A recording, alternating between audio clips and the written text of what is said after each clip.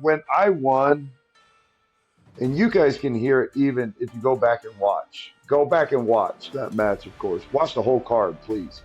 But like when I won and I heard that three, the eruption of that crowd was something I've never, ever, ever experienced in my life. Like that was like a holy crap pop. You know what I mean? Like the reaction was, oh my gosh. And it was overwhelming for me. I mean, considering I went to that match with one leg and all of that circumstance, but that right there, like those people were just.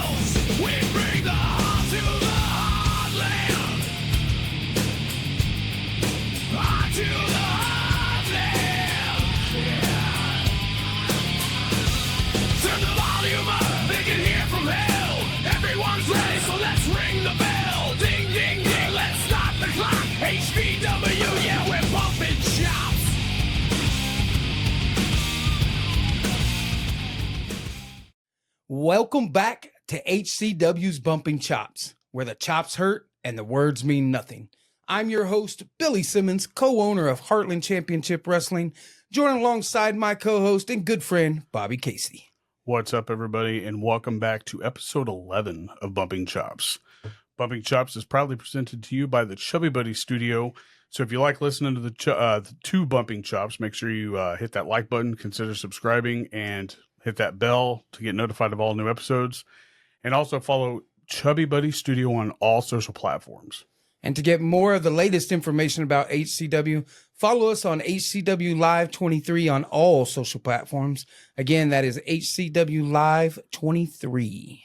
And Bumping Chops can also be heard on Spotify, iHeartRadio, and Amazon Music. And I'm sure many others. I just don't know the names except for Apple. Crapple. So how you been, bud? Busy. Very busy. It's that time of year. What about you? I don't know what time of the year that means. Like you work on the railroad. I don't. I do. So the railroad this time of the year is stupid busy. They are go, go, go. And I run the van company that gets them to where they're going. So we are just as stupid busy as they are. Well, nothing's changed. I'm still in prison, so we're good. That's how it goes. There's no seasons in prison, really. I mean, there are, but not like nothing changes except for like some religions. Yeah, that's about it. A little more letting them out for different things at this time of the year, right? In the cell houses and stuff. No, it's about the same. The only time we do anything extra is like when like stuff like Ramadan comes up, or maybe Passover, like Easter time, like. That's the time of season. So it's not really different for me at all. Gotcha. So it's different sports seasons, yeah. So basketball season, softball season, and such. So okay, cool. That's good stuff. But hey, why don't we tell everybody what's going on? All right. All right. We got a special episode, so I got to cue something. All right. All right. What are you cueing? Let's hear. Here we go. On today's episode, see if it plays. On today's episode, we will be highlighting what happened in wrestling history today. We will bump our chops as we normally do and ask Billy a few questions. Sorry. And also, we're going to highlight and rewind what happened November 16th at HCW's last show, Nowhere to Run. Man, what a show. And we cannot do that alone, especially highlight that show. So, Billy and I will be walking side by side by the newly crowned HCW Heartland champion. He is the future of HCW. He is the one. He is him.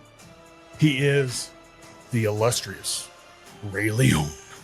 Yeah. What's up, buddy? Nice. Oh, gotta throw it up. Oh, That song goes How so was hard. that? That was real good. Yeah, good I job. practiced it twice. Championship interview. I practiced the timing twice. So How you doing, champ? I'm doing good, real good. How you guys doing?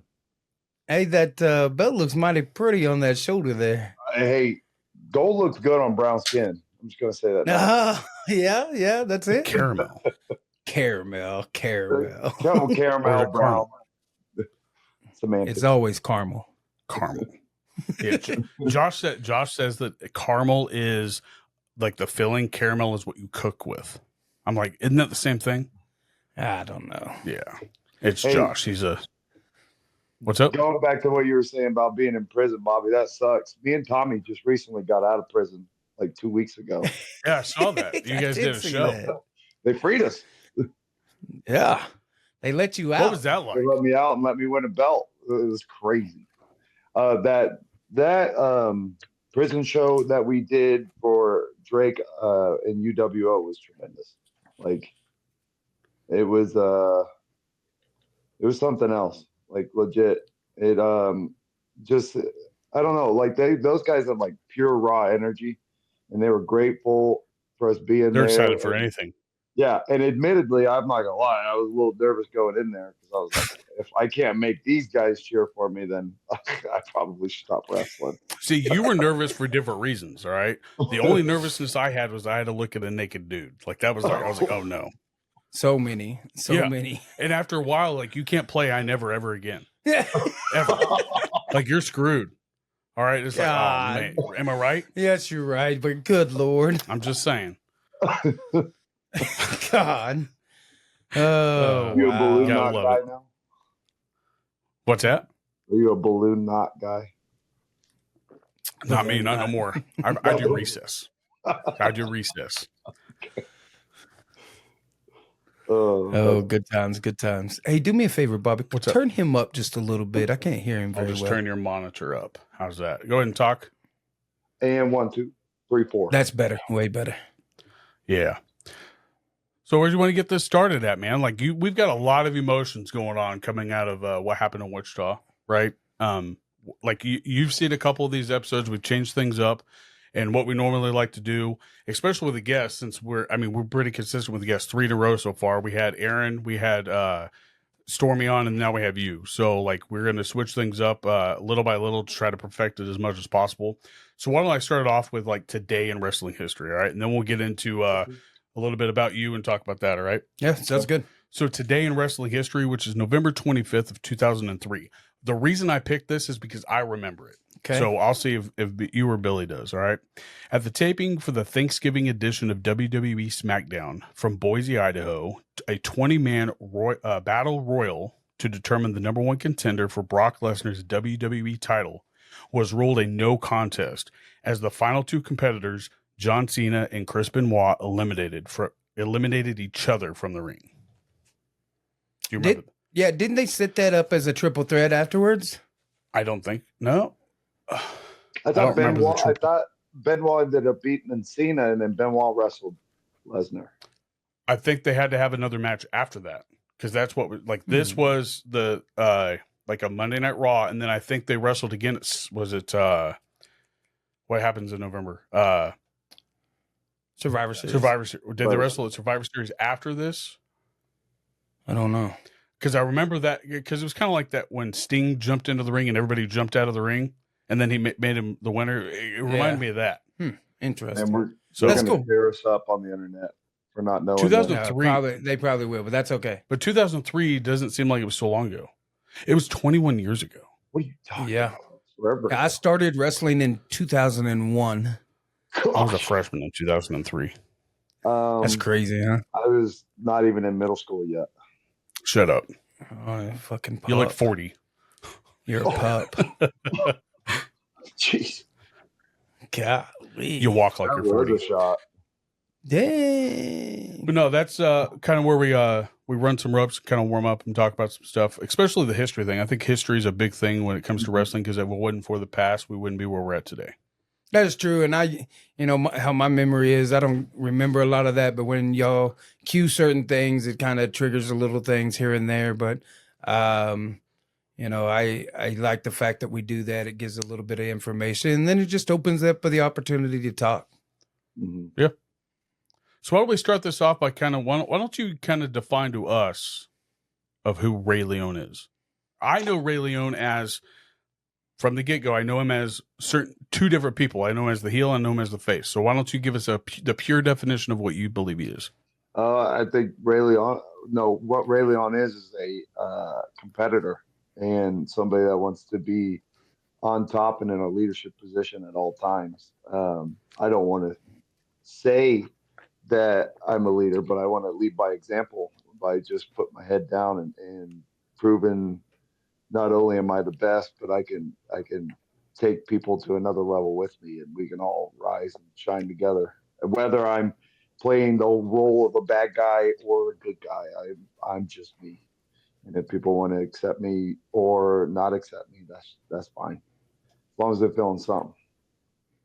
And I've had the pleasure of seeing both sides of that. When you were like, when I came in was a little over a year ago, I saw the heel of Ray, and now I see the face of Ray. Like, does that have you given yourself a little bit more or like, I guess, do you feel like you've made yourself feel more responsible about what goes on in the back in the locker room with new guys or even old wrestlers? Being that leader. That's a good question. I don't know. I kind of just, I felt like there was a tad bit of a void because we had other leaders. Billy's going to remember Shane Saunders. Like, we had Shane there, and Shane was leading a lot of what we were doing, and we got Chance too. But I just saw things that needed to be done around in the back, and I just was like, well, if nobody's going to do it, I guess I'll just do it. So I don't even know if I look at it as a responsibility. More or less, it's just something that I want to do, and I'm happy that I get to do it. So I really don't know.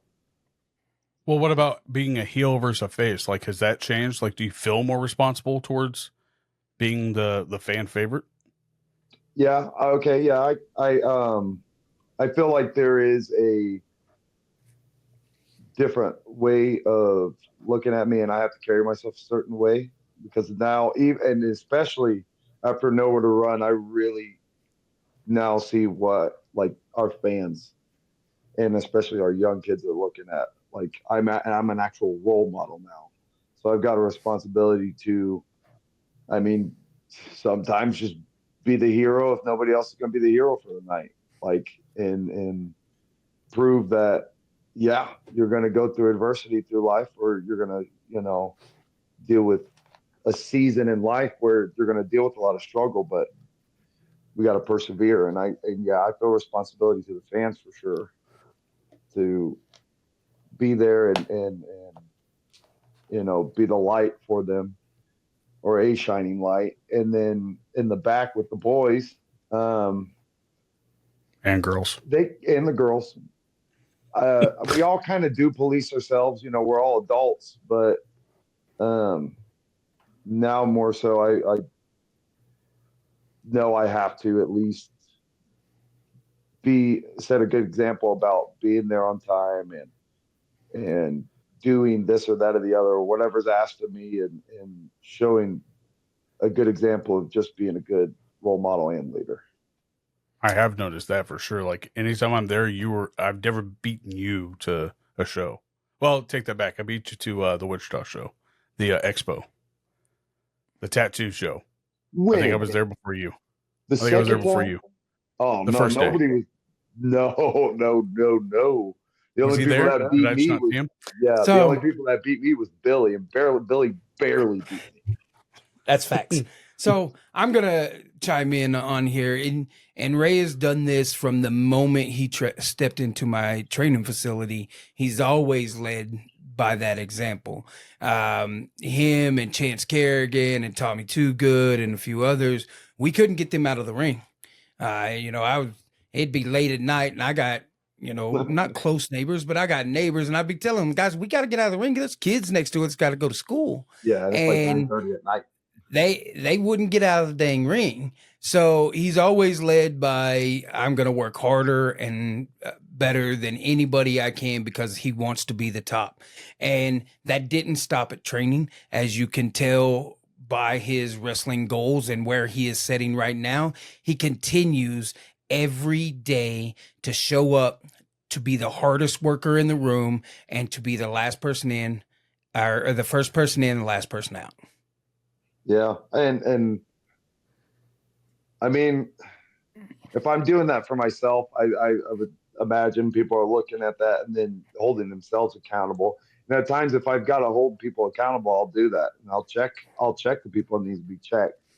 But I do that because I love and care about everybody that I work with, and especially my class, and I know the potential that they have, you know, in and outside of the ring, and I want to see everybody succeed just as much as I want to succeed for myself. That's just who I am. Like I like bringing the family with me rather than me leave the family behind. That's just how I always have been. Well, firsthand, I can tell this just because I think you're the last person I shake their hand every day at a show. Like, just because you're always out doing something. Like, you're not. I've never seen you just sitting around. You're always walking around, putting on new clothes or a new suit or changing back into your other suit. I mean, but you are like legitimately, to be real, like you are the last person that I see just because you're usually out on the ring either working on it or getting people warmed up for their matches, not just yours. Mm-hmm. So Yeah, and back going to like helping with people with their matches. Like I want the kids that are coming up with Billy to receive the same treatment I got. No, people kept their doors open for me as I was learning, and I'm continue to learn, and I want to do the same for them. Like I want those kids to thrive as well. And if they need help with strategy in their matches or something, I'm an open door as well. Like got to give back just as much as was given to myself. well, with that in mind, do you feel like anything's changed back when you first started to what it is now, like with the atmosphere of the wrestlers and the way I mean, outside world always will, I mean, sometimes overcome some of us in the inside, like where we're at. So, like, have you seen any bit of a change in wrestling for you? From when I started to where we are now, I will say that we've seen, for me, we seem way more tight knit than where we were, and people are working harder. Like I'm noticing people are like trying to take their abilities to the next level, or people are studying, or people are coming up with this, asking questions. Like we're more together now than I think we've ever been since I've been with the company. And we've been with Billy, and we've been pretty close, but some about this HEW crew right now just really locked in with one another. And it's, it goes with Billy's leadership. Like he's, been at the forefront of everything, and he's pushing us and holding us accountable to be better.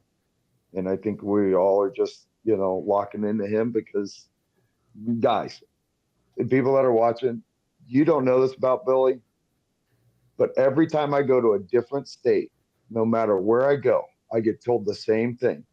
You know what you're talking about. You know what you're doing. That's amazing. And that was when I was in my first year. My point being is that Billy Simmons, the man that sits right beside you, Bobby, is legit. Like, hands down, knows exactly what he's talking about. And then, damn it, he should have made it to TV, but that's okay. We'll do it for him. That's right. I got kids for that, man. Like, y'all make me proud all the time. Y'all bust your tail. And you're right. HCW as a group is really tight because it's not about everybody's individual stuff. Everybody's looking out for the company in general. What can we do better to make the company better? And to me, that warms my heart. And then I see like the travel y'all do, the getting out into different states, the putting on matches for companies that are just as fantastic as what you're doing for me. So I greatly appreciate your comments, and I'm truly grateful. No problem. You've earned it. You definitely deserve it. And stop me if I ever get ahead of you, if you want to like chime in or whatever. So Bobby, stop. I guess What'd you say? I Little don't know. slacker. Anyway. Now, after you said that, like, we know that Billy's had an impact on everybody's lives, especially the ones that he's touched in wrestling and also the ones that grew up with him. So, like, other than that, I mean, you can add this to him, but, like, other than that, who else has had an impact on your career, and any advice they've given you? What stuck with you the most? Gosh, we just went to war with each other, but the most recent person would be Drake. There's been a lot of people that have given me light bulb moments, but working beside Drake, it's like everything came together. And I like became this year, I felt like I've been a completely different wrestler than I have been in the past. Like I have control of that ring at all times. And I'm almost never in a spot where I'm nervous or I can't take control of the situation at hand. And I learned that a lot through him. So I got to give Drake big kudos. Other people would be like Dak Draper and Matt Seidel from a pure wrestling like point or wrestling standpoint in the ring, how to operate, how to be more of myself in terms of being a martial artist that's coming into wrestling and how to utilize my skills there. And then last would be like D'Lo Brown. D'Lo Brown helped me out a lot in terms of confidence and you know, getting me to understand that I'm better than I actually give myself credit. And I still think I'm okay. But, you know, to have a guy that you saw, and he's like the third person I in my memory that I remember seeing. But to have somebody that you've seen as a kid and watched as a kid and him tell you like, oh, you're pretty good. You should keep at this. That, you know, that impacted me like vastly. It's very good. So let's segue into a little bit about the on that match in on the 17th or the 16th. 16th. So you mentioned that you were in there with Drake Gallows, and I've worked Drake Gallows myself. It's working Drake is fun. It's challenging at times, but it is easy. It is so easy. Yeah. Tell me about your experience in the ring with the man. Every time, so I've been in the ring with Drake 4 times now, if I remember right. No, that'd have been my third. I've been in the ring with Drake 3 times now, and each time, for the first time, huge learning experience, but it was easy. I mean, like I got challenged, but it was also easy. Like the chemistry was great. Second time, just smooth butter, like smooth as butter. Like I just went in there with no worries about what I was going to do. We had a plan, I had a strategy, and we were going to execute. And I knew with the dance partner I had on the other side, we were going to be as entertaining as possible, doing as little as possible. And then this third time, gosh, give them the circumstances of what happened. And we'll get into that for Yes, sure. we will. And we'll get into that. Give them the circumstances. I knew that whatever I was going through, and we'll talk about it, but the things I was going through, I was going to be okay. And all 3 times, it's been the same thing. I'm going to be okay. I'll be fine. I've got a good dance partner, and I got somebody that I've looked up to. And even early in my career, let me go back a little bit. Drake actually, gosh, Billy, you remember when you had me and Chance have our first like practice match in front of the boys? Yep. And it did go really well, but as bad as it went, Drake pulled me aside in the back and he said, "Hey kid, you got something going.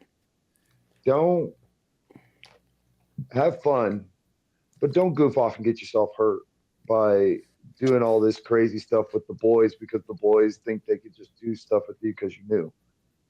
You got something and you haven't even started yet. Stick to it." And I've always, ever since then, I've held Drake in high regard. and I've respected his every word, and I've hung on to a lot of what he says. So, yeah, working Drake's just awesome. He's gonna probably, get a hold of me later and tell me shut up, stop giving him flowers like this. But he can suck it. I do. Well, Always. I heard you guys both say I do easy. use So, like, ass. what does that mean? Like, what does the word easy mean for you guys? Easy means like your chemistry works real well with each other, so it doesn't feel like you're having to work to spots. They just flow. And Drake's real smooth on a lot of his stuff, and he's able to control the match, to where he wants it without doing as much as 90% of people will do. Right. Because I heard you guys both say it. I was kind of like, well, what does that mean? Yeah, and the same thing. Like Drake knows how to control a match and dictate where something is going, and even force you to react a certain way because he knows reactions. And like I said, or when I wrestled him earlier this year in January, that I learned how to not force people, but influence people to react the way I want them to react. And come to our second time that we wrestled, gosh, it was like, we're just like, we'll do this will happen. I already know what's going to happen here. So like, were all your matches at guy, HCW? Huh? Were they all at HCW, or Yeah, was every there time one I've outside wrestled of Drake, it's been at HCW. Okay. But we're getting in a guy that knows how to control a match, like with what Billy said, doing very little. Oh my gosh, it's so much fun. Because then you can just listen to the crowd, and that's the most important key to wrestling. It's all crowd interaction because they're the one paying our bills. Right. And Drake W is like some of the best crowd work too. So, oh yeah, he was our first guest. So, yeah, I remember. So, let's talk about that cage match. Let's talk about your entrance.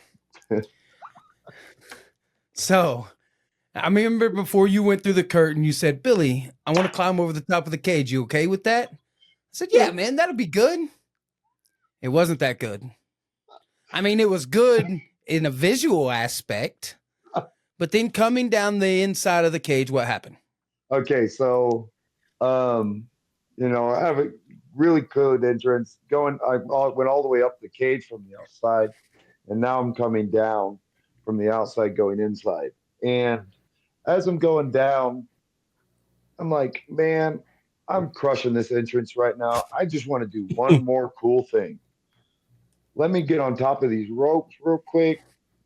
I won't do anything crazy. I'm not going to do a backflip or nothing, but I'm just going to, just stand there and do my pose one more time.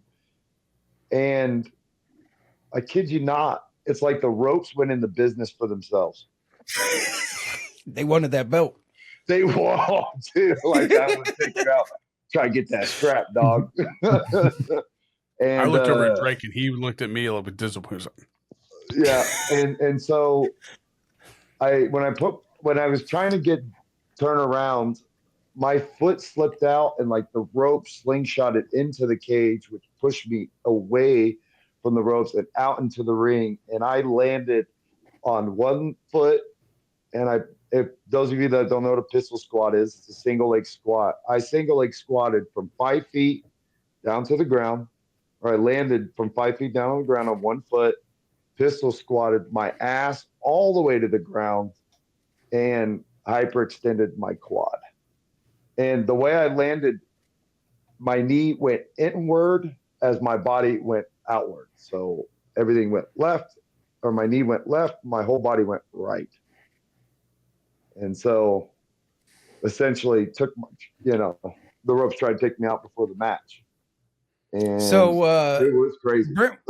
Brent went over and checked on you to see what you, how you were. What'd you tell him? He said, "Hey, brother, are you working me?" And I went, "Nope." I said, "No, I'm not. That was real. This hurts." Wow, And he goes, I was what do I do? He asked me, what do you want me to do? And I said, just give me a second. I'll get back on my feet because I'm embarrassed, and just let me breathe. I'll be all right. And he let me do my thing, and I got back to my feet, and I reassured everybody I was okay. Billy, you mind if I go into the next bit? No, you're all good. Okay.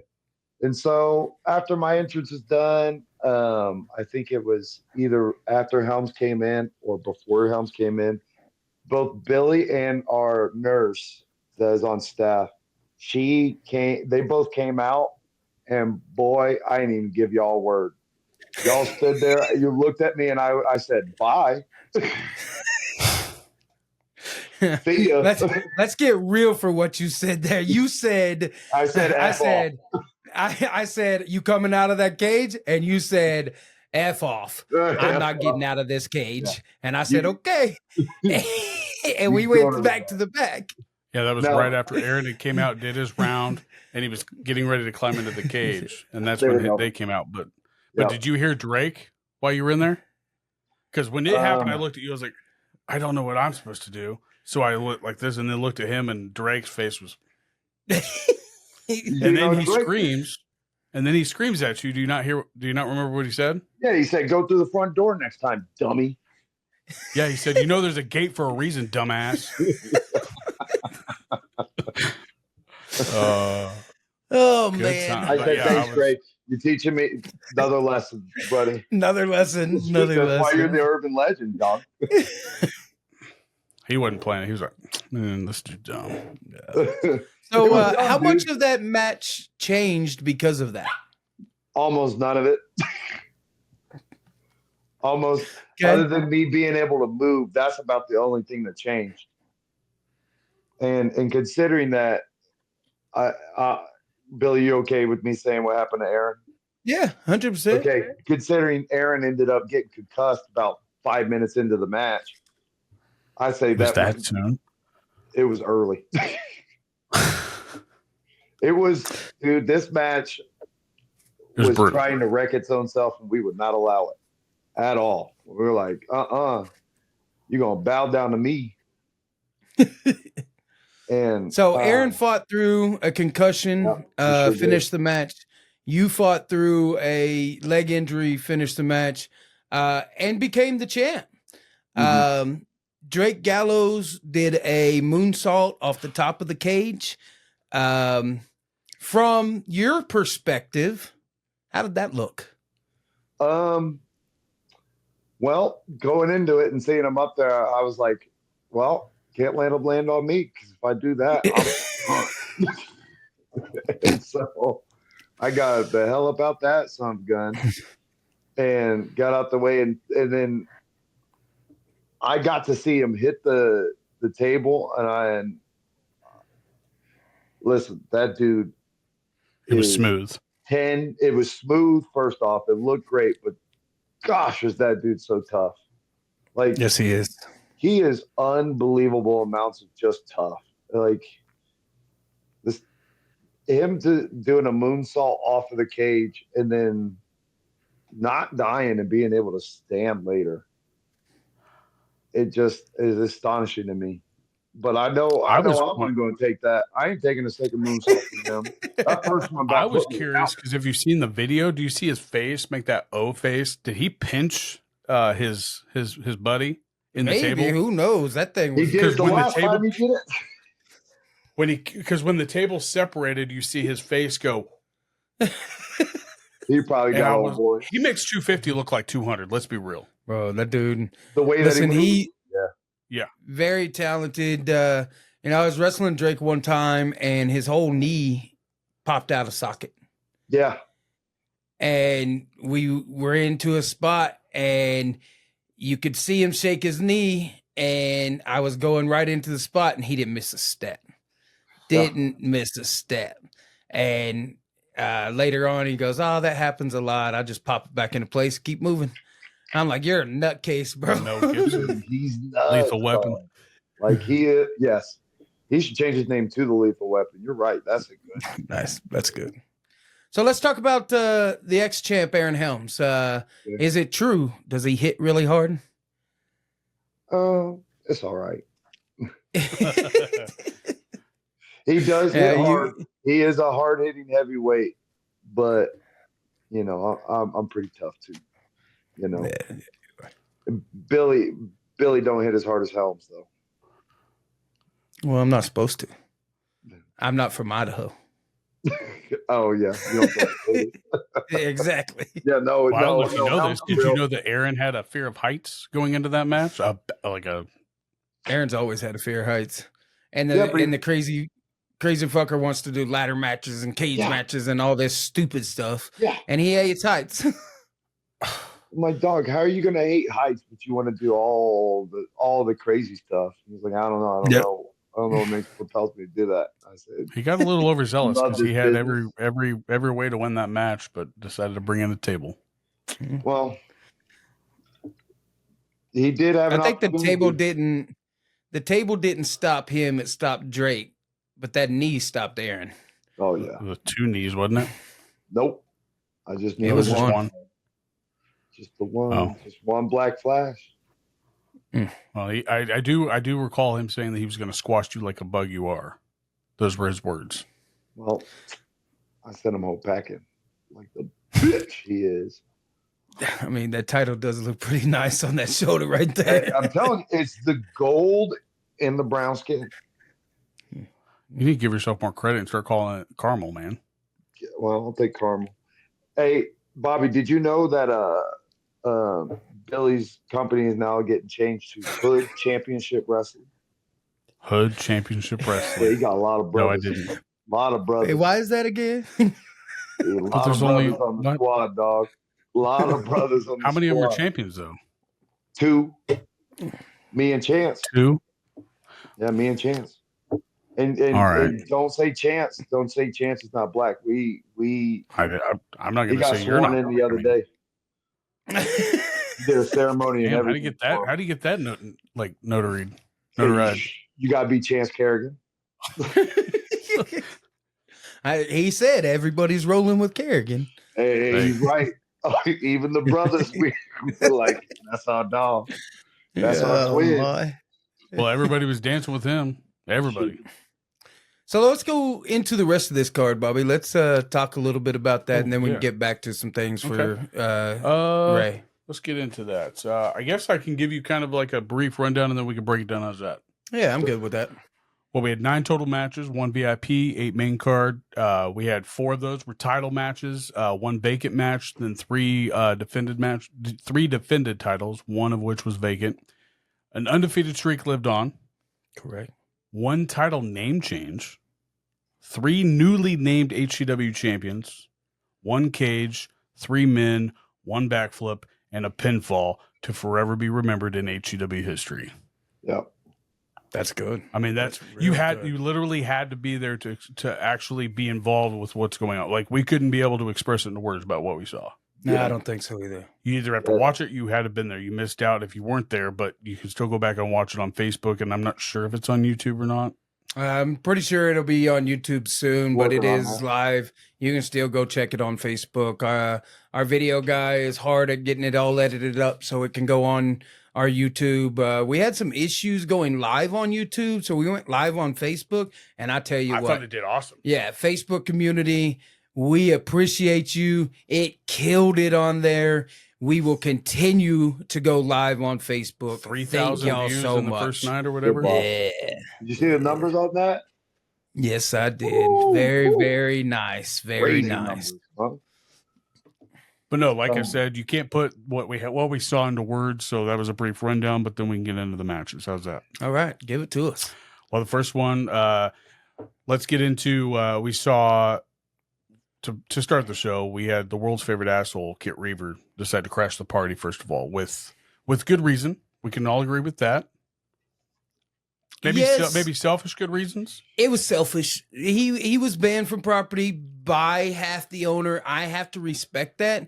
So I can't be mad at Dicky stomping him into the ground. Like, I just can't be mad about it. But he got what he wanted. When you're gonna Go be ahead. selfish like that and not adhere to the rules, because it's not. I mean, like, you just listen to the rules and the bosses will take care of you. Like, Kit was kind of selfish. Like, I can see why. I don't like agreeing with Dicky at all anymore. I mean, with good reason, but I could see why he did what he did. I mean, in my past past self, I'd probably do the same. Wouldn't even hesitate about it because I'd be like, stop being selfish, dog. But what ended up with that? So that's a match in December. So December 7th? December 7th at the Red Kettle Rumble, it will be Kit Reaver versus Hector De Oro in an unsanctioned street fight. If Kit wins, he gets his Signed back on. signed HCW. back on to HCW, and if he loses, he is no longer allowed in the company. Oof. Even at Leavenworth. Even at Leavenworth. Whoa. Hopefully it's worth it. Well, let's get into match one, which was an open challenge match that was answered by Mr. Darren Jekyll for the HCW Independence Championship. Mr. Chance Kerrigan will live on with that undefeated and roll on with that undefeated streak. What did you think of that match? Man, that was a very good match. Darren Jekyll is very young in this business and is quickly making a name for himself. And then Chance Kerrigan does what he continues to do and is somehow pulls out victory after victory. I thought it was an awesome match, especially with the crowd loves anytime they can get involved with something. So I got to give Chance also on that realm of good crowd work. Like he knows how to get the crowd involved for sure. Mm-hmm. Makes me kind of want to drop the mic a little bit and roll a little bit, but I haven't. It's professional. So let's talk about the end of that match real quick. So after it, a new group with Simon. He's not going by Simon Balasong no more. It is just Simon, Michael Maverick, and then of course the big guy, Darren Jekyll in there with Miss KT Lynn. Came out, surrounded Chance Kerrigan. Looked like they were fixing to put a beating on him. And lo and behold, Chance had a monster in his pocket. The Midwest monster. That's facts. Bad monster, huh? So Blade comes out. He rolls in. The other three drop off the ring, and Blade stands tall with Chance Kerrigan. And Chance made an immediate match for December 7th, where it will be a tag match where Chance Kerrigan and Blade will face the team of Darren Jekyll and Michael Maverick. Oof. Thought we lost you for a second. Those are some big boys. That's a lot of weight. That's that new meat match weight number 2 or something. Well, minus Balasong. I mean, he's the little. Is he going to be coming out with them? I'm sure he is. Like I don't know what they're calling themselves. I don't know what's going on there. I could have. Didn't they go by the Shadow Realm? No, I don't know what they're going about. He might have called them something. Who knows what they're calling? Rumors running around that they might be being called the Seventh Seal, but I'm not sure if that is true or not. But that is the rumor. I'm an impartial individual in this whole thing, but I like the name. Yeah, Seven Seals, pretty unique. Very much so. And let's not disregard the pop that Blade got for a guy that doesn't show up often. Like people know who he is. Everybody wants to. Everybody knows Blade because Blade about beat my ass. I believe he dropped you on your ass. Oh, he more than a handful. I dropped him on something. Golly. Head, ass, knees, elbows, quad. The last time that crowd seen Blade was against you, where you won Dick Richards half the company. Legacy. Yeah, that was a mistake. I didn't realize match I got number set one. up. Why don't we get into the next match? Okay. And this match was to end a feud, if you will, a family feud between Handgun Dan and Jose Gerardo. Man, Handgun Dan has been a menace in HCW since he walked through the curtain. And for some reason, he set his eyes on Jose Gerardo and just beat him time after time again, made passes at the man's mother, all kinds of different things. And finally, Jose was able to hit that frog splash and get that 1, 2, 3 and stand victorious over the man they call Handgun. Thank God. That dude, like you said, Billy, pure menace. It's about time somebody other than Chance put him in his place. And hopefully we don't see him for a while because that dude's he's something else. Well, we're going to see him at Leavenworth at the First City tournament, right? Yeah, the First City Championship tournament. He will be in Leavenworth. So, I mean, I guess he does get reactions, so got to keep him. And who? Oh, go ahead. The reaction, yeah. Yep. But Jose did win that match, but also his mom won that match with a little bit of slap back at Dan. Yeah, there we go. There we go. I'm surprised you didn't circle this one to find out what happened. I want some deets on that one. So let's get into we can do that one too. I just we can do it afterwards after we get all this stuff.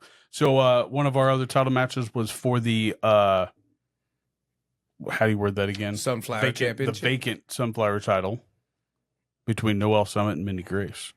Mm-hmm. That was it seemed like that went by fast. Like she went in there, did work, got done quick.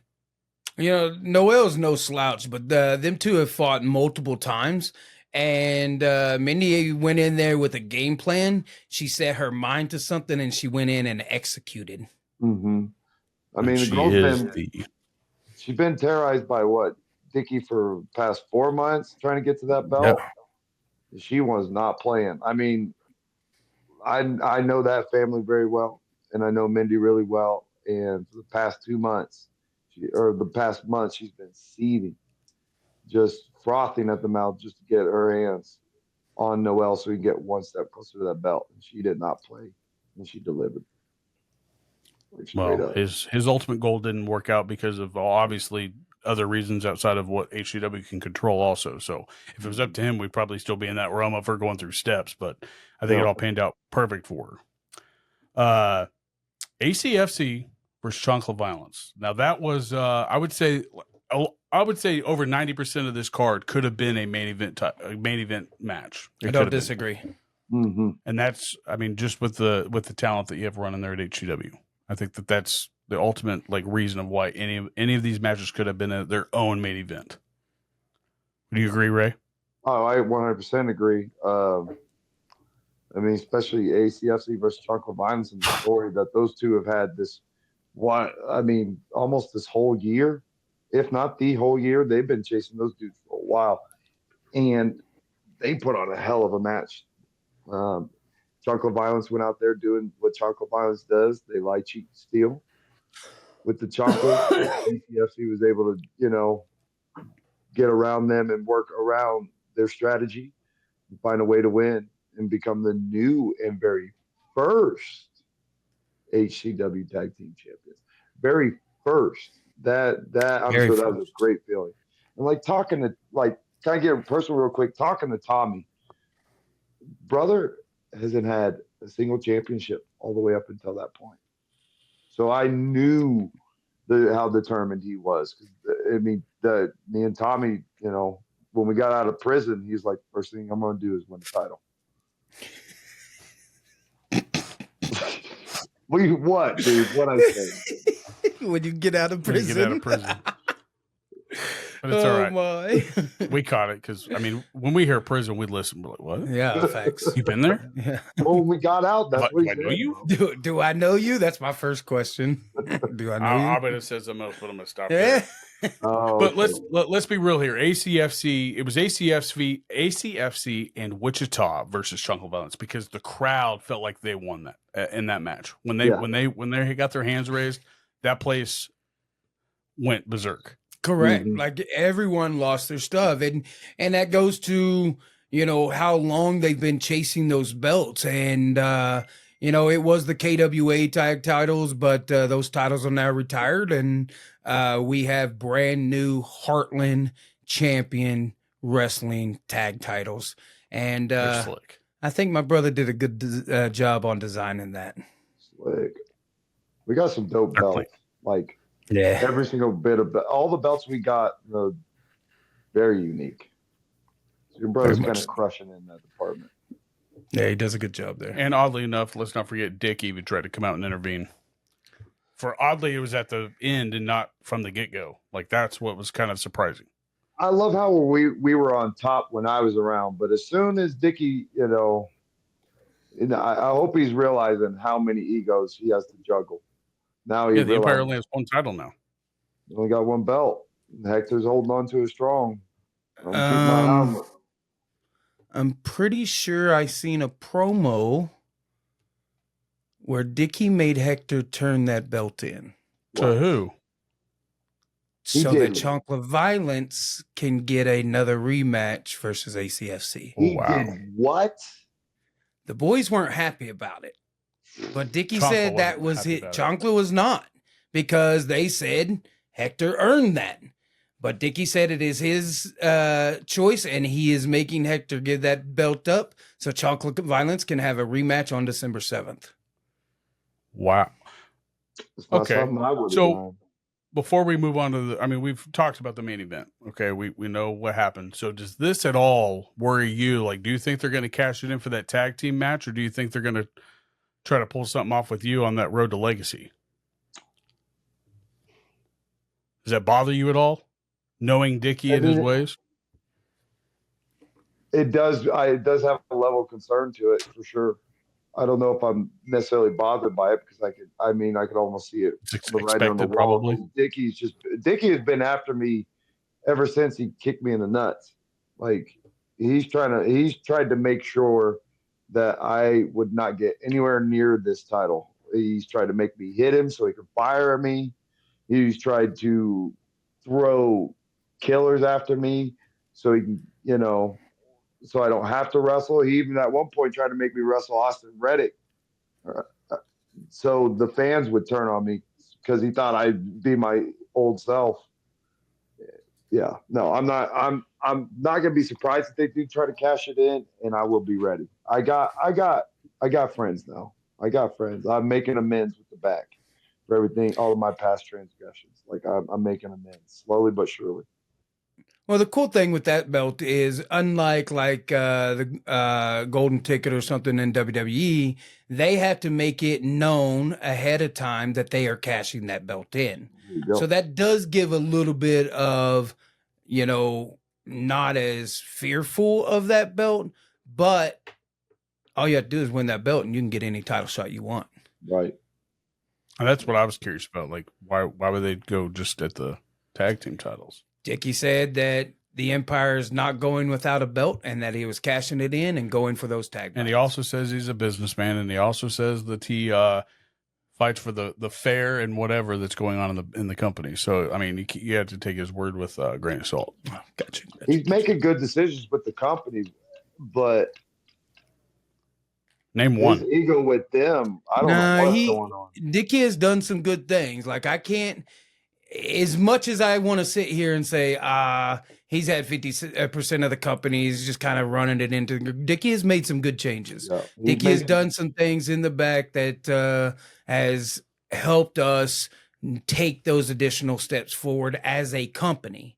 Now, what he does when he goes out to the ring is different than a lot of stuff we see in the back. So, Dicky has done a good job in what he's doing in the back, but sometimes he needs to keep his nose in the back and not out there in matches. Yeah, because once he gets that in front of those crowds now, something about his ego is just taking him like way out of this atmosphere. Like, he's in a whole different galaxy when he goes out in front of those fans, and he just is on a power trip. And when he's out there in that ring, in the back though, I hate to admit it, like I said before, though, he's making some smart business decisions, and he's helping the company 100%. Out. Hate to say it, though. Well, you see it than I do, so I'm out front. I'm not in back. Sometimes when you don't like somebody, it's easy to see everything negative. I don't hate anybody at all, but I will say that the only thing I've ever seen is something that you wouldn't like. Right. That's all I ever see is the stuff that he tries to pull out in front. That's what a lot of the crowd sees too. Yeah, but hey, if he slips up, Billy, I'm sorry. I'm going to piece him up. I mean, just need him to mess up listen, champ, you do what you have to do. If he messes up, then I'm stomping him. Okay. Stomping him. Well, we've already covered the main, but ACFC is like we said, is your new HCW tag team champions, and Wichita, because I think they all feel the same way that ACFC does. They feel like they won. But we've talked about the main event. We're talking to the champion. I mean, Drake really didn't have anything bad to say about you at all, except you intervened. Like that, he agreed that you should never have stepped into the ring because you had everything handled. Aaron, on the other hand, doesn't believe that you even deserve to be in that ring. Only because he believes that it should have just been between him and Drake. And he also stated that your career was solidified with the Empire. Yeah. I mean, me and the Empire, earlier in my career, are always going to be tied to the hip. And I think even in my latter years, I'm always going to be tied to them. They helped me as much as I've helped them. And they probably helped me more so. And if Helms wants to think that I did not earn or I did deserve to be in the ring with them, then what I'll say to Helms is, last time we wrestled, did he beat me clean? Or did he need Drake's help to beat me? Because I'm pretty sure I had him down and I was about to finish the dude, and Drake interfered in my match. And I'm not mad at what Drake did. I understand why he did it, but him and I could have done it a different way. But I earned what I got, and I made up for it in that cage match. Well, I think Drake agreed because you guys shook hands at the end. It was a hug too, wasn't it? A hug, oh boy. There were so many people around that ring, it wasn't even funny. Drake looked over at him, went to shake his hand, and Ray gave him a hug. And that showed a lot of respect to the man who is Drake Gallows. And then when he was walking out of the ring, he goes, "Next time, use the damn door." So he said it twice to make sure you did hear it. Oh, yeah. It's the only time he's ever told me something twice. So let's reverse back up into the middle of the show. Okay. Let's get this done. Like, you've already stated that you've never been earlier in your career, you were not for the comedic wrestling, and you've started to wash that away and be more open-minded towards it. Okay. And I think the crowd in Wichita loved it. I honestly do think that they enjoyed every second of what they saw. Yeah, there were some little dull moments, but it was for good reason, okay? Because in this match between Ricky Wingrave and Kargar versus Only Friends, there was a side little wager. I want to know where the hell he takes that, where he takes her. Like, I've seen comments. She had to even make a post that, like, why do I have to tell people that I'm no longer dating? So, but blah blah blah blah blah. But somebody goes, "But wait, I thought you and Kargar were going out." And then she's like, "Oh my god." Listen, I had nothing to do with any of that. That was between Logan and Ricky Wingrave. And, if I was Stormy, I would be talking to her tag partner, want to know why. She was praising him on here the last episode. Yeah, but then he throws her and if we Liz, like, it was a lose-lose for Stormy in that match. But I have figured out real fast that we don't want to play Duck, Duck, Goose with Stormy. No. Did you see how she was popping them on the what? Slapped the shit out of him. Yeah, she don't play right. She slapped the shit out of her tag team partner for good reason, though. So I mean, she's like, "Nope, I'm getting." But let's be real though. Kargar is not at all dumb. He knew exactly what he was doing. What he was doing. Yeah, he broke up a pin twice. Like, I want the date. Yeah. I mean, he was a little starstruck at the card trick. He didn't know what the hell to do. But I believe that there was a comment on Facebook like, "Hey, do you think he's taking her to McDonald's?" And somebody also responded back with, "I don't think they pay in rock, or they accept payment in rocks." It's like, oh shit, this dude can't get a break, man. Listen, for a comedy match that, like you had mentioned, and I've told Ray a lot, because Ray does some things that can be comedy looking, and it used to really upset me. It used to piss me off. And then just more and more I'm watching, my crowds react well to it, and I'm in the business of people. And in the business of people, you have to watch and adjust to what they enjoy. Mm-hmm. And that's what I did. I said, no, I think my crowd likes some comedy. Stormy and Logan, as great as wrestlers as they are, but they do some good comedy spots. And the crowd reacted tremendously with it. They got a "This is awesome" chant for doing comedy stuff. And to me, that means my crowd enjoyed it. That means they like that kind of stuff, which means I have to open my eyes to stuff like that. And Yeah. that's me, as long as I've been in the business, still trying to learn every day to not make just myself better, but my company better, my students better, and in the end, the wrestling community as a whole better. Mm-hmm.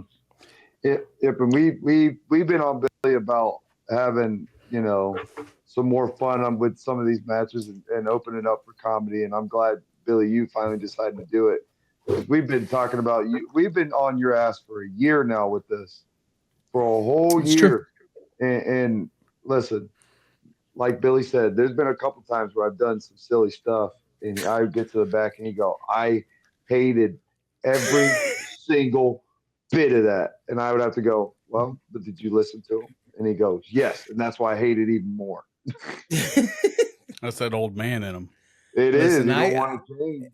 But he finally. Yeah, but I listen to my guys. I listen to my gals. I try broke, to. Don't fix it. That's true. Why change something? But they proved it to me, and I have to move with the times, and I'm pretty good about that. Like you are. I'm not one of those old school guys that are like, oh, I hate this, and I still absolutely love everything about professional wrestling. Yeah. There's some stupid stuff. There's some stupid drama. But in the end, professional wrestling as a whole is fantastic. And as long as I can keep providing people with fun entertainment that gets them out of maybe the negative of this world, I'm going to continue. Mm-hmm. 100%. I mean, that's what we do it for. We do it for the people. Like, it's all about them. As much as we like doing it for ourselves, is really like, if you're doing it right, you're doing it for them. And 100%. And if they want something to laugh at, we give them something to laugh at, or we give them something to hook onto and believe in. That's what we're going to do, and that's what should be done. That's when you know you're doing it right. That's when you get 350 people showing up in your building, cheering you on. Seemed like more. It sounded like 1,000 were in there. It was nuts. Like, can we go back, like, real quick? When I won.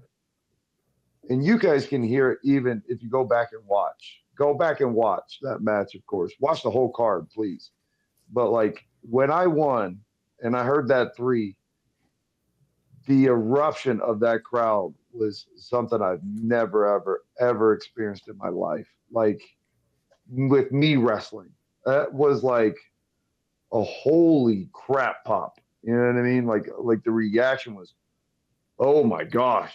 And it was overwhelming for me. I mean, considering I went to that match with one leg and all of that circumstance, but that right there, like, those people were just, they were entertained and they loved everything they got, and it crescendoed beautifully at the end. Well, the sound doesn't do it justice in back. Like, it's a total different sound when you're out there in the ring, because when you're when I'm on the mic and I'm trying to announce, like, kind of at the beginning, like, hey, we're getting ready for this. Like, I felt like I had to scream louder into the mic because I couldn't hear anything.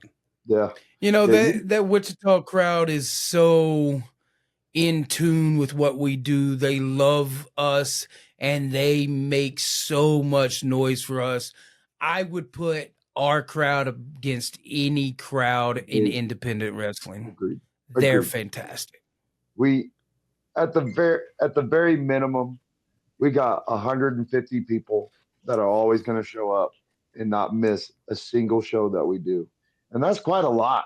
I mean, especially for independent wrestling, like, that can be rare in a lot of different places. And we got that on the reg.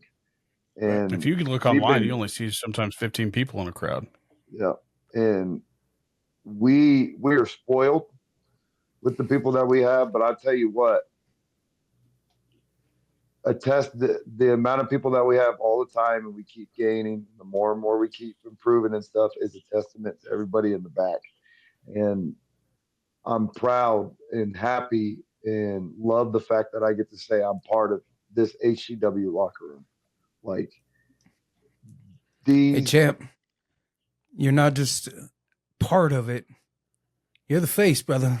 well, I'm the yo, you know, I mean, I didn't want to say nothing, but your boy, but your boy. I mean, but like for real, I'm happy to be the leader for these people, and you know, even to some degree, they accept me in as a leader, and they hold their own weight as well. Like no one's above anybody, and everybody puts in the same amount of work. And I love these. I love every single one of these guys for it and gals. Like they just been amazing. And I mean, I tried to get Billy to let me tell everybody how I felt, but he kept sending me home Yeah, after the because match. you were So hurt, dummy. Well, let's I not needed to forget that you had a line all the way back, curling around the curtain to get a picture with you in the ring. yeah, So that was nuts. I was like, And man, Billy's pimping him out. I did. that you, so you know where I got that from? what Bob Evans. smart man. I mean, if he does, he $5 does. at the gate. That that whole match, like I was saying earlier, afterwards, I'm I'm very self-deprecating at a fault. Billy knows why. I've gone through a lot of past trauma that has made my self-worth go through the gutter more than a handful of times. And so I tend not to give myself enough credit or think highly of myself, and I probably never will. But in that instance, when I won, all the way up to the people being in the cage and the kids wanting to take pictures with me, and the adults and everybody, you know, cheering me on, and all the messages I've got, I'm like, oh my gosh, I'm looked upon differently than I ever thought I was. I actually, like, these people look to me for something, like to provide positivity to them in some sort of way, either show some perseverance, or you know, give them something to laugh with or laugh at, or whatever like that. I really am looked up to by the fans, and it was it was humbling, and it's an honor at that, because listen, as good as I look with this gold, and damn it, this caramel goes. I'm still just another guy, you know. I like I'm a guy that's getting to do exactly what he loves and what he's always wanted to do, even when he thought he would do other things like fighting or playing college football, anything like that. Like I am in the thing that I love, and for the people to be behind me when I didn't know if they would or not is unbelievable to me. And I thank every single one of you guys for it. And I thank you, Billy. I thank you, Bobby. I thank the locker room, Chance, Sydney, Stormy, Grace, ACFC, even Punk Dicky, so to a degree. Like I thank everybody for it. And Well, you know you're doing something good when you get Dicky to stop and watch. that's because he knows. He knows I'm the truth. I am him. Who's going to go out there and get hurt like that and then have a match like that? You did just say Like, Chance was a G, dude. I mean, I'm not going to take the words out of your mouth. You did say Chance was a G. and Chance is a G. He's the only guy that's Okay. ever beaten me straight up. Well, that's for a different time and a different day. That's my boy. That's my best man. But I mean, who else goes out there and wrestles like that? I can't Because say nothing. like, listen. You brought up Chance. Chance. Yeah, I'm just going to say Chance. Well, there's a chance I might do it again. Drake? You better not. Drake? Tired of you being hurt. Like, I mean, I did everything in that match that we thought we were going to do, and you know, I was taken care of a lot. But going back into watching it, I mean, I didn't like it before I went back and watched it. Going back and watching, I was like, man, that was crazy good. My dance partner, It's a good match. great, Very good match. Wish I was healthy for it, but that's all right. Get it, baby. That's right. Well, before we move on and talk about what's going on in the future for HCW December 7th, I'll just run down the quick wins. You had, was it Gorgeous Kevin Bush's first win? Correct. In the VIP match. And then you had, I would say that this is another borderline comedy match. King Carter overtook Brandon Cottonwood for Texas over Kansas in that match. And that was sad because I was talking mad crap on Carter. So, but Kane will be Kane. That dude is a force to be reckoned with. Very talented. Very talented. And then Paradox, I mean, Johnny didn't get him straight, so I mean they still lost by disqualification. And that wraps up the show. Anything else you want to talk about on that show? Or no, man, it was a great show. Like we said, we need a decimal reader sometimes for that crowd because man, they're loud. Yeah, it's hard to judge. It's hard to judge like whether or not I'm either screaming into the mic because it's like, man, I don't want to sound like crap, but if I don't get it out, like nobody's gonna hear me. So, no, Bobby, listen, you're announcing that day on point. I want you to be like that almost all the time.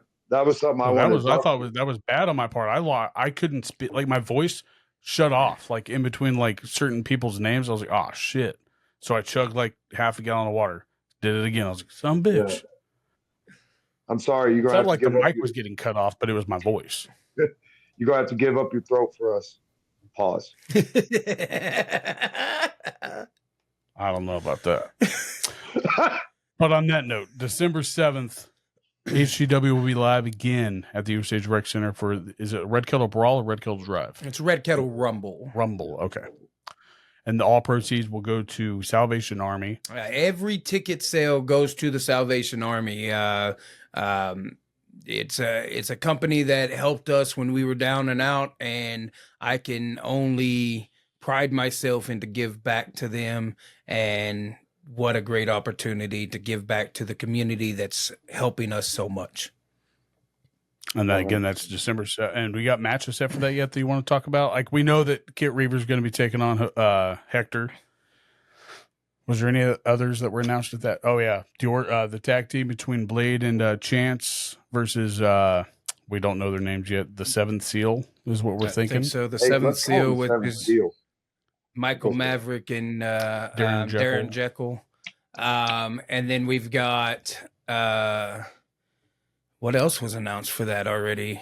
Because those set up different things. So the tag match, the thing. Oh, like I said. Oh, the cash in. We don't know if they're going to cash it in. Well, Dicky said in the promo that he was having Hector cash that title in for Chonkla Violence to face ACFC for the new HCW tag titles. So if that happens, do you have a Battle Royal before that show or after that match happens or later down the road? Well, I mean, it is the Red Kettle Rumble, so if he is cashing that belt, that means maybe that Red Kettle Rumble is for that belt. Whoa. So we'll see. Ooh, risky battle. But no, that's again December 7th. Doors open at 5 for VIPs and the gate opens at 6. And he'll be there to take pictures. And maybe go through doors, not climb over things. Ooh, I'll think about it. Shot. Well, hey, I got just a couple more questions for you. Did you have anything else before? I don't want to interrupt you at all. You were talking about you be going from heel to face, right? Was that the most surprising thing for you? Like just the amount of support you got from the crowd. Was that the most surprising part? Yes. Gosh, there were a lot. You were hated. Let's be honest. I was genuinely hated, and there was a shift. I tell you exactly when the shift happened. It happened when I wrestled Chance. See, said it again. When I wrestled him, that's when the shift happened. But then, that's what happens when you roll with him. Things start happening, get strange, but pretty good. And then I went on for a little bit without being a changed man, and when I finally was able to make the turn after Dicky turned on me, I didn't know exactly what was going to happen. These people could have just said, screw that guy. But when I came out and they were cheering me, I was woof, totally surprised. Like I've never been in that position before. So yeah, it got me. Okay. Well, I was just curious because I've never seen a change like that. I've honestly, personally, never seen a change from either heel to face or vice versa. I mean, I've seen a couple little things like we thought Stormy was going to kind of flip there for a little bit. We didn't know what was going to go on with her, but you're the first person that ever actually see, like, I actually got to witness a full flip like that. Yeah. That wasn't on TV. Getting kicked in the balls will get you on people's side. Sympathy pains. Well, you survived. You survived a cage. You survived a swift kick in the balls. Well, I mean, huh? What? Maybe. So you're hurt. What's that looking like right now? So right now, so yeah, be specific. I partially tore my quad, in my right leg. Right now, it's looking like I'm gonna be out for 2 months. I get a second reevaluation in 2 weeks from today. We're gonna try to figure out, how I'm looking. I'm walking. I'm feeling better each and every single day, even though it's incrementally. I'm feeling a lot better. I'm moving better.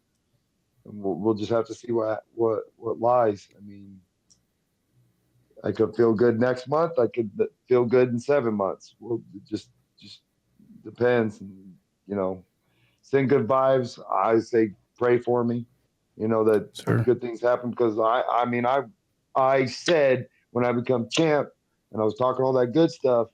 There ain't going to be no more champs sitting out on cards. The champ's going to be there and he's going to work hard. And for me to be hurt and not live up to what I say is irking me a little bit. I mean, I'm going to be there, but I want to recover and I want to wrestle in front of people, give them something and have them feel something. But, Billy, that's up to you. We got to do certain things. We got to do certain things. Well, and we kind of talked about this not on air, but my biggest concern is your health. Selfishly, you're a huge star in my company.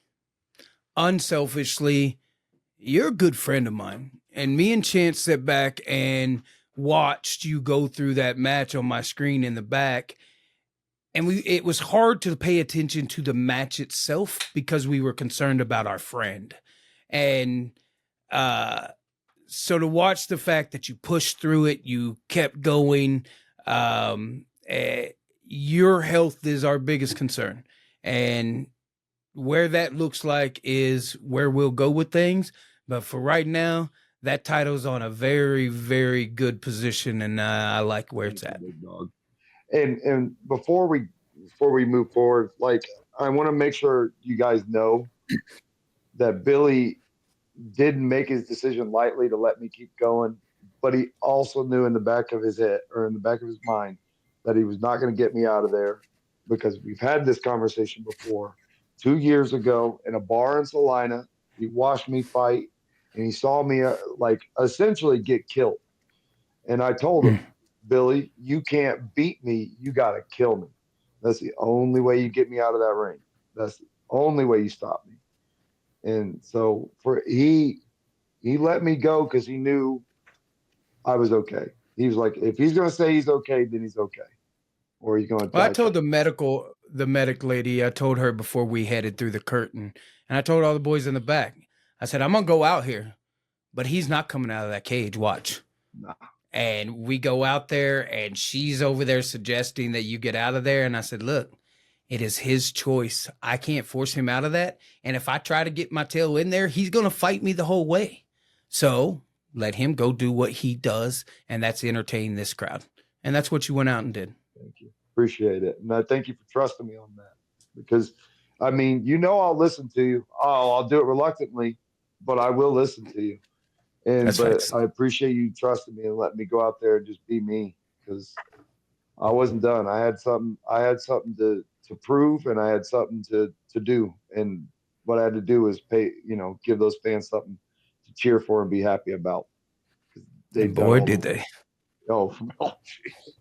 Listen, again, I wasn't gonna say it, but your boy, you know, Well, so to add to that, like, what would it take for whether it be somebody like you trust somebody like Ray, Chance, even one of the newer kids, like, what is it to the point where you feel like you have to step in? That dad in you or the brother and the friend? Like, where is it that you draw the line where it's like, no, I'm not taking this? So if I look like most of our guys, it's what we do. We fight through injuries and we do our different stuff. But if I can tell that someone might be in worse situation if they continue, I'm gonna try to make that calls. I'm gonna listen to my medical lady. And we had a conversation on if that thing's torn, he's not gonna hurt it any worse. There's no worse he can do to it. And knowing who he is and knowing who he was in the ring with, I was comfortable to let him finish that. I myself wrestled with a complete torn shoulder, 2 different spots in my rotator cuff and my bicep completely torn off the bone. I finished the match because I knew there was nothing more damage wise I could do to that. Mm-hmm. And I'm sure that's the reason Ray made the decision to say, nah, man, I'm not coming out of here. Yeah. Is because he felt if it's torn, then it's torn. There's nothing else I can do about it. And he went out there and did what he did. So it's hard to make that call. I've had people be split open by the ring apron, Kit Reaver, that is, at a Comic-Con, split him wide open. And, my referees are really good on checking on my wrestlers. It's part of their job. And if it gets to a point that they don't think they can go, they're going to make that call also. But they're talking with the wrestlers the whole time. Are you good? Do I need to stop this? How are you doing? And so for me to just go out and say, nope, you're done, get out of there, wouldn't give them, I wouldn't do that to myself. Why would I do it to my people? Okay. Well, I guess just for fun, okay, let's just say Ray could not have gone, and he said he couldn't have gone. What are you doing in that situation?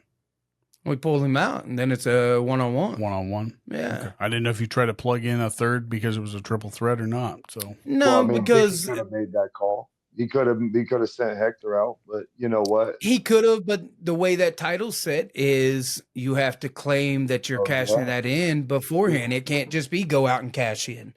So Dicky could have made the call of, listen, this person's hurt. We announced a triple threat. I'm pulling the trigger. The match hasn't started yet. I'm having Hector cash this in and join that match. Now he could have made that call, but to me, I would have felt like the 2 men that have been fighting that whole time would have just went one-on-one. It would have been Drake and Aaron for that belt. Okay. Just curious. I mean, I didn't think that I figured you would know. You're gonna know like what's going on, because there were people going, man, I can't believe he's still in the ring. Like there were those people that were like, I cannot believe he's doing that, but they also didn't know the extent. So, but I don't even remember most of that match. I was in pure survival mode, and you didn't even have a concussion. Nope. Jeez, Bobby, you're on fire today. Man, just them punchlines. Yeah, he's punching. It's just right there. I mean, you guys are the ones helping, so we're good. That's true. You better be careful. The Shadow Man might come out. Oh no, we ain't playing with. Oh no, we ain't playing with that today. Nope. I'm going to ask Billy one more question, kind of a hot seat question. It's nothing like how we do with Team Sam and him. Those are fun, but I don't think that he's not good with memorizing shit. So, I mean, we've already tried that once. Yeah. He can barely remember his own birthday. So, but, got to get him with a zing. But hey, you as an owner, I've been able to actually see you, I guess, now more as an owner than you ever were as a wrestler, because I've only seen you wrestle as Billy one time. And that's just how it's been, just because you were in Texas, didn't get to see you wrestle here. And I've seen you wrestle once with XWA, I believe it was. Yeah. You as an owner now, what's the most challenging part to be a businessman and a creative person behind HW in the back? So, It's about making the decisions and listening to your wrestlers. Like we credit our locker room a lot, but I can't go out and put all this together without the assistance of some people that I trust. And I'll set matches just to see how it goes and if people will get behind it. And a lot of times, one match could lead into a whole storyline if the people will pitch it correctly. Because I'll get pitches all the time because my guys know, talk to him. Who knows? He might like something. He might tweak it, but he might like it and go with what you're wanting to do. And it's just a matter of communicate. Like, talk to me. I'm human. I can't do this by myself. I would fail horribly if I ever thought that I could do this by myself. And so trusting my people to do what they do and leaning on them to do what we do. We don't have a team that goes out and put flyers out. That's my people, our wrestlers, my students.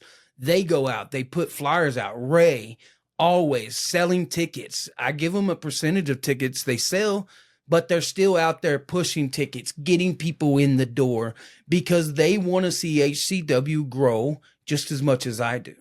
I have the vision, I have the ideals, but it is my job to listen to my people, put them ideas together within what I want to do and what they're suggesting, and to make what we do as much fun as what we do. Okay, so to go off of that, looking at the show from a businessman's perspective, like, is that like the best show you've been a part of as HCW? Surely was one of the loudest. So it was definitely one of the loudest. Business wise, you want to talk a little numbers wise. I won't go into exact numbers, but Legacy in April did sell more tickets. There was more people there. And then our very first show we ever did in Wichita was our biggest show yet still. So I guess you could say this was just the most active that the fans were. Yeah, they were super hot, super into it. And listen, I will take that crowd, like I said, almost any crowd in Kansas. I think the only one that comes close to this one is probably Block Party for loudness and the interaction factor. And that's a testament to our guys and building the brand that we're building. We've only been up a year. 3 months. Yeah.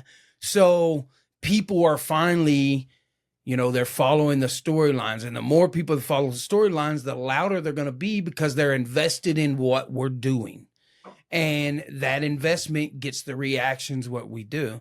I'm not going to be shy about it. Team Same Name brings so much energy, and that one energy will infect the whole crowd. So the tattoo convention proved that. Yeah. So different things and people believing in us and following the stories and doing stuff like that are going to make things louder, more interactive. And then it's our job just to keep feeding them good storylines, good wrestling, and great entertainment. Mm-hmm. Mm-hmm. Anything you like to add? He said it all. I mean, and we're finding newer and different ways to get inside of households and get our name out there. Because like live you said, on YouTube. Not everybody, well, live on Facebook even. That number on Facebook is crazy. And you look at all the analytics on it, and it's very promising. We just got to keep on doing what we're doing and find new ways, different ways to keep improving. And like we said earlier in the show, and like Billy reiterated just a second ago, like this team, this group, this roster is got one thing in mind: improve HCW, make HCW for Kansas and probably the Midwest. We're aiming for the Midwest. Make that the destination stop. We're not a flyover anymore. We don't want to be a flyover. Got that word. We're a fly to.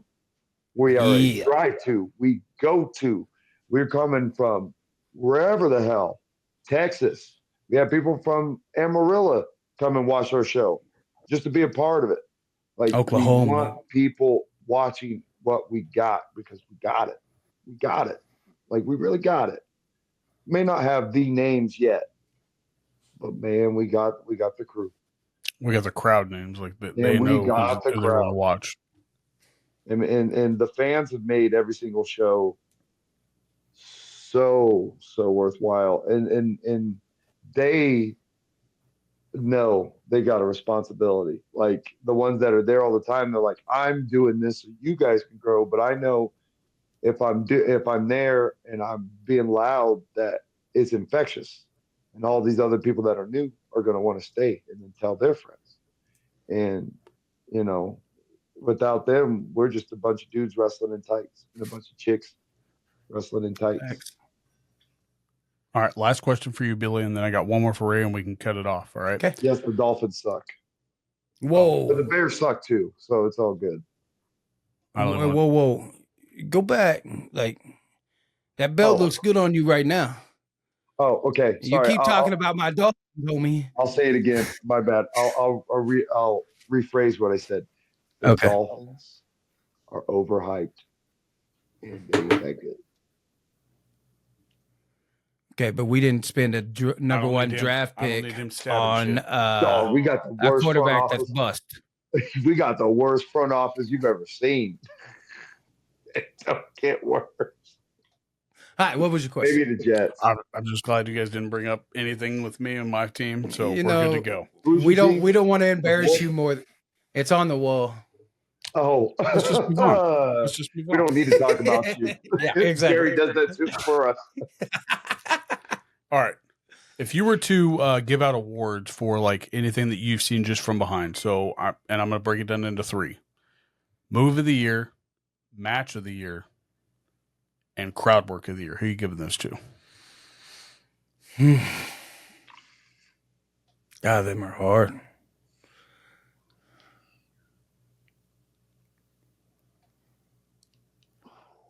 Listen, that moonsault's going to be hard to top. Yeah. So I think I'm going to say that's the move of the year.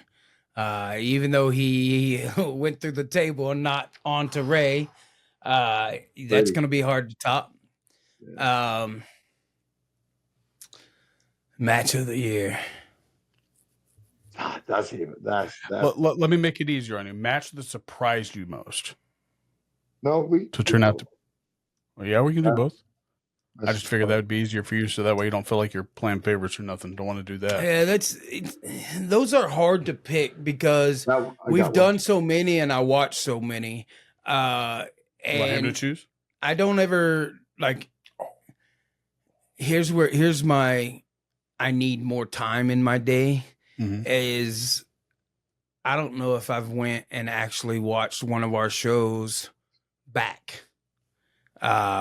So I don't hear a lot of the commentary. I don't hear a lot of that because I'm watching and evaluating from the standpoint, and then I'm on to the next show after that. Like I'm not thinking about much of the rest stuff. It's right to the next thing. So it's hard for me to go and say, oh, now if you took matches, you lined them up, you said, all right, go watch these matches, tell me which one you like the best. I can do that all day long. I can nitpick everything that they mess up on and critique it to the max if that's what they want. But it's hard for me to just sit here and go, oh yeah, this is the match that I like the most. Okay. Well, you named move of the year, so why don't you do the last 2? I mean, I could do surprise match of the year, and that was Gavin versus Johnny Faith. That one surprised me the most in terms of crowd reaction and interaction. We've seen before then. We'd seen Gavin, do his thing in a fatal 4-way. But this time he was by himself with Johnny, and his crowd control from where he was in that fatal 4-way up until that match specifically, it was like it was complete metamorphosis. And that goes with you, Billy, taking him out and help him get better at other places, like we talked about. But man, like I saw something in Gavin at that point. I went, okay. Now I'm the second person to say that pretty much. Stormy said the same thing. Now, We Yeah, always knew Gavin was good. You but- said it without saying it. What? he did real well versus her at skill when Yeah. Stormy wrestled him, and Yeah. then I got to work him at WWX, and I'll shoot you that match. It was really fun. Yeah, shoot me that one. I want to see that one. Yeah, because me and Billy got to watch him and Stormy wrestle at skill, and even that match from when he wrestled Johnny, it was like, goodness sakes, he got better again. Yeah, like completely different wrestle twice over. And so there you go, gorgeous Gavin douche. There's your I'll give you your move of the year, and I'll agree with you with the moonsault only because I said, "Holy shit!" when he climbed to the top, and then after what happened, the entire crowd said, "Holy shit!" I know. So, I I got mean, my that's- match in here. Go ahead. The women's ladder match. Oh, that was that was over a year ago. Exactly a year. that was a good match. Dog. That was almost as I would say that's almost as powerful as the cage match. Like with the crowd getting pumped and the people involved. I think the people involved had a lot to do with it too. For me, it was the first match that we've had HCW wise where all of the boys, all of them, every single one of them that were in the back were at the monitor watching and reacting to everything. And we were hyped. Those girls went out there to kill each other and they didn't care. It was like watching a women's UFC fight, like just nothing but hands.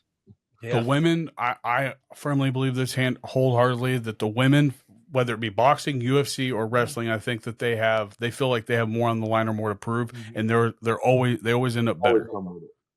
Not necessarily wrestling because I don't watch enough of it to say that, but UFC and boxing, 100%. Yeah, like you think about this Mike Tyson card they just had. Oh, probably the best fight of the night was the female fight. The two matches. So the first match was the Hispanic guys. Yeah, that was good. But the Hispanic guys busted their ass and was fantastic, and that women's fight was just as fantastic. The only thing that was bad about it was the rob. Like there was pure robbery on that at the end, I think. Yeah, but you know what? They made a lot of money, and they'll end up doing a third because they're just, there's so much money. And so in a way, yeah, she got robbed from the dub, but she making that money, so she all right. That girl headbutting all the time. She's an MMA fighter also. Is she in UFC or is she in one? Bro, I was like, golly. She went head hook. I know that she is in MMA. I think she's either in the Amazon MMA. She's not in UFC yet. Carrasco, the chick that lost. She is a mixed martial artist also. Oh yeah, because they were pushing that right after the boxing fight. Well, I remember her last fight when she was on the Jake Paul versus Nate Diaz, I think is what it was, a little over a year ago. She was also in that last fight. She ended up beating the crap out of this chick, like nothing but blood. Yeah, dude, I knew girls can fight ever since my junior year in high school when I saw Trina get washed by another chick. She put her. Listen, they went after it. Then she put old girl in the locker and slammed her head up, like slammed the locker on her head. I went, all right, girls can scrap. I'll watch new girls fight any day. I mean, I'm not happy to say that I saw that, but I saw it. You sounded a little happy. I was happy to see it. You're right. I got one last question for you, and then we can wrap up, and then we can touch up. Let you, and then I'll let you shout out everything that you want to talk about, and then if we want to touch up on anything. But can you tell me a particular match that you might be able to remember that solidified you for being just a standout performer that maybe kind of clicked to you and maybe go, I can do this? I wouldn't say one match, more of a series of matches, like probably when I went at my hottest. Not my hottest, but I'm going to say Rocky Mountain Pro in my first title match over there. There wasn't a lot of planning going on, and I, was wrestling in the main event out of a pay-per-view for them. I haven't been with them for more than a year, and I put together this match, and it made D'Lo Brown come out of his seat, and I could hear him on commentary while I was wrestling. So, and him coming up to me and telling me, "Hey, you're really good. You need to stick with this. And, like, good things are coming." That really let me know, okay, I'm on my way. Um, and then I would say the next one would be when I wrestled Chance.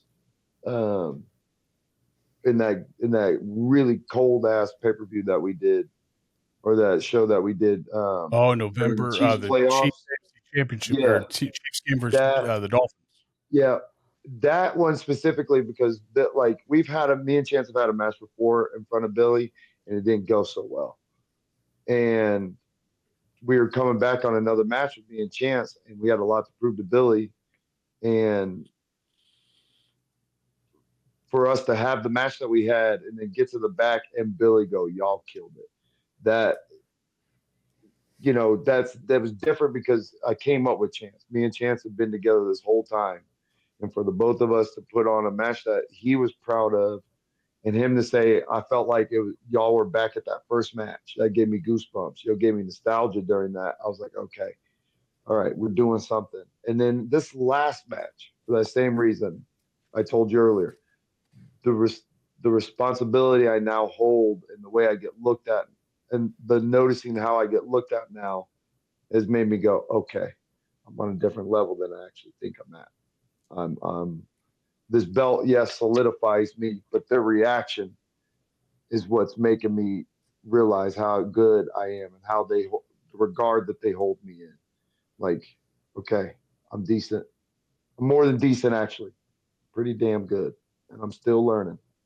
So those would be the three. Always learn. Always learn. Well, Always. it's been That's exciting to why I watch love this you business. flip and wrestle. Say again? It's been awesome to watch you flip and also wrestle in Wichita. So, Thank you, brother. but That means a lot. but again, you're the first guy that I've been able to see actually flip completely. So, I'm glad I was the first one. well, Thank you, Billy. Of course, buddy. You've earned every step of the way. You prove yourself all the time, and I'm super proud of you. Thank you.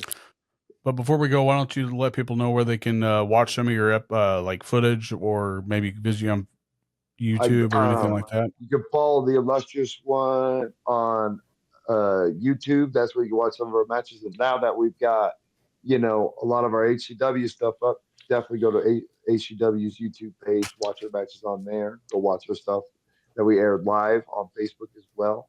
You can follow me on Instagram and Facebook, both under the handle Illustrious Ray León. I do TikTok sometimes. Not a big fan of it though, but I will do it sometimes. That is Ray Pro Wrestling on there. And yeah, those are my socials and my handles. And just stay tuned. Keep with us, man. Like, we're doing good stuff. I feel like I'm doing good stuff. This injury, as bad as it is, it's made me feel. It's opened my eyes up to a lot of what my potential is, and how much I care for this business, and how much I want to do and am going to do now. Like, I gotta do something different for the next 2 months, which I'm excited about. Like, Billy knows I like a challenge, and I'm on a different challenge right now. It's more than just wrestling now, and I got to learn how to, speak right. And I love that. I've been on Billy. You tell Bobby how much I've been on you. Give me that mic. Let me have the mic. All the time. All the Let me have time. the mic. Every time. Can I have the mic tonight? No. Can I have the mic? No. And Now then I I give him an fumble. opportunity. Hang on. Then I give him an opportunity with the mic, and Fumble. he just meow. Well, I've Fumble. noticed more that he comes to Acting me. like the Dallas I've Cowboys noticed over more he there. comes to me. He's like, "Hey, can you get the crowd to just can you do this for the crowd instead of him doing it?" Because at the beginning, when I didn't know what I was doing. You would say, "Hey, let me get that real quick," and you go out there do something. But now you're like, "Hey, go out there and say this." Try to get the crowd, like for the very beginning, just to get a good camera shot or whatever it is. But you are very well aware about what's going on. Like I didn't know anything about the hard camera. I just thought I was supposed to stand there.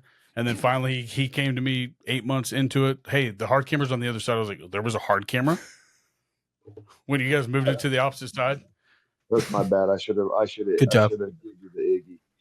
Well, hey, Yeah, and I like to be aware. I mean, I've been on TV before, like a TV ran company before. So I like All I need to do is see it once and be there once for it, and I got it. And I know how we should do things to a certain degree. You know, I'm still learning myself, but I mean, I love for everybody's production and our production in general to be really high because then we just look better, and that's what it's all about. And thanks for listening to me because you could have just been like, off.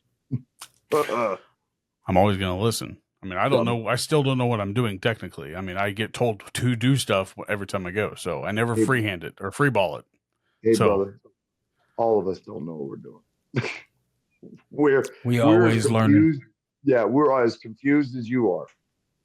It just so now I don't feel happened by the grace of God we're getting by.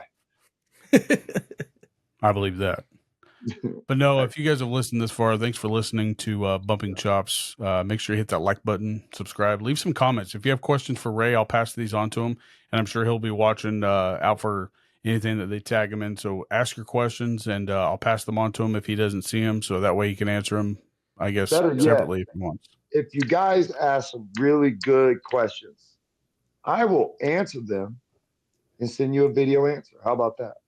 Oh, I'm a man of the people. Listen, I will do the work, and that ain't work to me. So please comment, let your friends know, like HCW exists. If you got to pull an arm and a leg, buy their ticket, or we got to figure something out. I probably shouldn't be saying that, but Billy, you know me. I ask for forgiveness. But no, leave your questions because I answer them also. Like I'll go through there and I'll write down all the questions, ask Billy if there is any. But you'll be, I mean, I'll shout you out on here. So, but no, thanks for coming on, man. It's been a pleasure getting to know you, not just in the wrestling world, but also one-on-one here. Hey guys, and follow us December 7th. We are live again from this time. We will be at the Salvation Army's building for the show on the 7th. And then December 14th, we're back in Leavenworth, Kansas, where we will crown our first ever First City champion. And guys, hey Ray, you've officially been chopped by Bumping Chops. Have a good night, guys. Later. Good night.